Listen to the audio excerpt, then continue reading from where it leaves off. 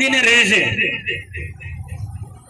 Light bill પણ ભરે છે, ઘરવેરો પણ ભરે છે, 15-20 વર્ષથી કોઈને કઈ દેખાયું ના, ને હમણાં 10 દિવસ પહેલા નોટિસ આપવાનું ચાલુ કર્યું છે, એમનો વીજ કનેક્શન કાપી નાખ્યું છે. ભાઈ આ બહુ ગંભીર બાબત છે. પછી અધિકારીઓ એમ ના કે એમ નમસુખ એમને તતડાવે છે.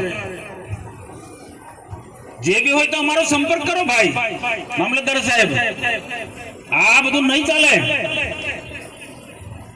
તમે મામલતદાર થઈ કે અહીંયા તાલુકાના રાજા નથી એટલું સમજી લેજો. કોઈ ગરીબ લોકોને રંજાડવાનો એક કોઈ સંજોગોમાં ના ચલવી લે. કઈ હોય તો એના નિયમ પ્રમાણે ચાલે. નોટિસ આપો, વૈકલ્પિક વ્યવસ્થા કરો. વૈકલ્પિક વ્યવસ્થા કરવાની હોય કે ના કરવાની હોય. ડીડીઓ શ્રી શું કહ્યું મેં? કોઈ તોડવાનું નથી. મેડમ છે એને જરા કલેક્ટરનું પણ ધ્યાન દોરજો. લોકોને રંજાડવા માટે સરકાર થોડી છે. હવે કોઈ પણ કર્મચારી માનસિકતા સરકારનો રૂલ્સ નિયમ હોય તો ધ્યાન દોરો. અમને કહો, તમે રસ્તો કાઢીશું. આ રીતના વીજ કનેક્શન 15-20 વર્ષથી લોકો રહે છે, આખા દુનિયામાં રહે છે સરકારી જમીનોમાં. તમારે કોઈ પ્રોજેક્ટ લાવો છો મધ્યાહન ભોજન વાળો, એ પણ ખબર પડી. મધ્યાહન ભોજનનો પ્રોજેક્ટ લાવો છો, કેમ ભાઈ મધ્યાહન ભોજનના સંચાલકો ક્યાં જવાના છે? અહીંયા એક જ સેન્ટરમાં બધું મધ્યાહન ભોજન અહીંયા બધું બનવાનું છે ને અહીંયાથી આખા તાલુકામાં બધું સપ્લાય કરવાના છે. પૂછો અહીંયા કોઈ પણ પ્રોજેક્ટ લાવતા પહેલા અહીંના સ્થાનિક આગેવાનોને પૂછો. તાલુકા પ્રમુખને નથી પૂછ્યું, અહીંયા અમને પદાધિકારીને કોઈને પૂછ્યું નથી. કલેક્ટરને પણ કહી દો તો કોઈ પણ પ્રોજેક્ટ અહીંયા લાવતા પહેલા અમારી સાથે પરામર્શ કરે. કલેક્ટર કઈ એનો રાજા નથી ભાઈ. અમને શા માટે તમે છંછેડો છો? અમે વિકાસમાં માનીએ છીએ, તમારા પણ સહકારની જરૂર છે. એક હાથે તાળી નથી પડતી.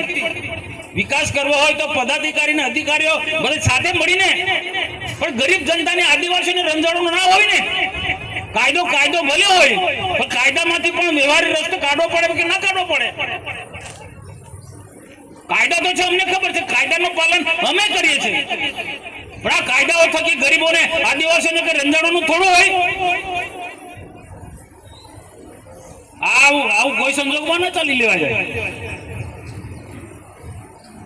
એટલે હું આટલા માટે હું થોડો લેટ પડ્યો. 15-20 મિનિટ મારે એમની સાથે વાર્તાલાપ કરતા આખી માહિતી મને વાર લાગ્યો. પછી હું સમયસર જ પહોંચું, છતાં પણ હું મોડો આવ્યો છું, દિલગીરી વ્યક્ત કરું છું. ઘણા બધા યુવાન મિત્રો ભાઈઓ પેલા સામે ઉભા છે, એક કલાકથી ઉભા છે. એટલે હું મારી બહુ જાજી વાત હું કહેવાનું નથી, પરંતુ જે વિકાસ સપ્તાહનો જે ઉદ્દેશ્ય છે એની મુખ્ય વાત કહીશ મેં કે દેશના પ્રધાનમંત્રી નરેન્દ્રભાઈ મોદી સાહેબ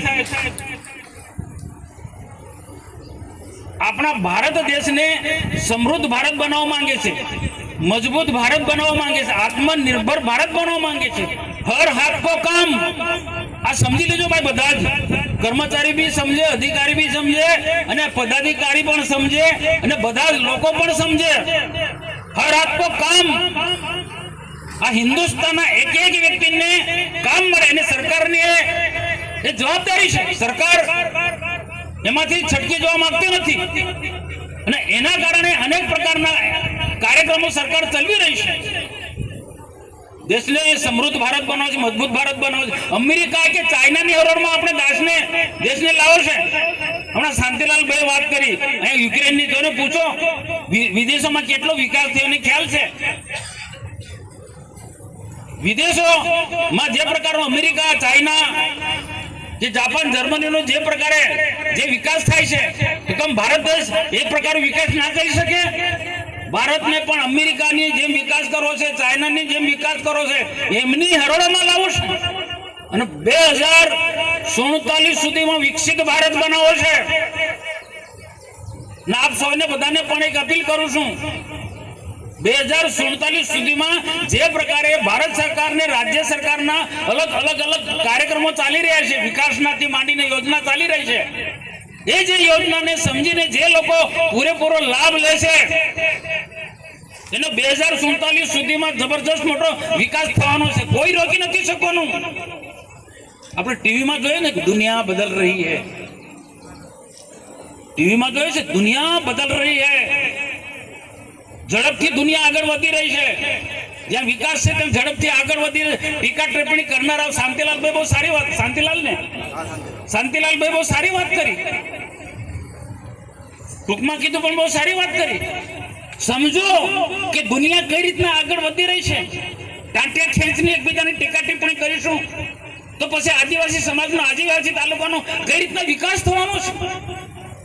ખેતરમાં અંદર લડાઈ ઝઘડામાં આપણે પાછળ રહી જઈશું. સમજો દુનિયા કેટલી આગળ ઝડપથી વધી રહી છે. કદમથી કદમ મિલાવવા માટે આપણે પણ સાજક થવું પડશે, જાગૃત થવું પડશે. નાના મોટા પ્રશ્નો હશે ભાઈ, ના નહીં, નાના મોટા પ્રશ્નો હોઈ શકે છે, પણ એ બેસીને ઉકેલી શકાય છે. એના ઘણા રસ્તા છે, ઘણા રસ્તા છે.